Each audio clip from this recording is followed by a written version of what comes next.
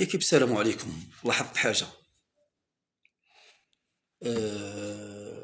مباراة كانت أقوى كي نقولوا حنا أمام المنتخب الكبير كيما الأوروغواي.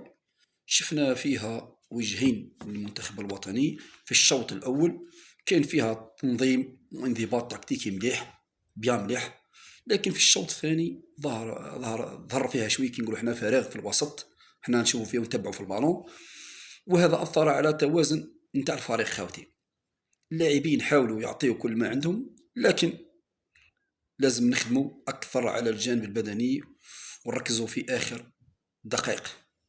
مواجهات كيما هذه هذا درس كبير ونقدروا نبنيو عليه المستقبل تاع الشباب.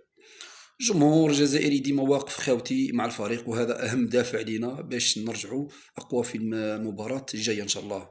أيضا ما نساوش خاوتي باللي كاين غيابات أثرت على مردود الفريق. كاين كيما الغيابات، المدرب على بالو واش كاين.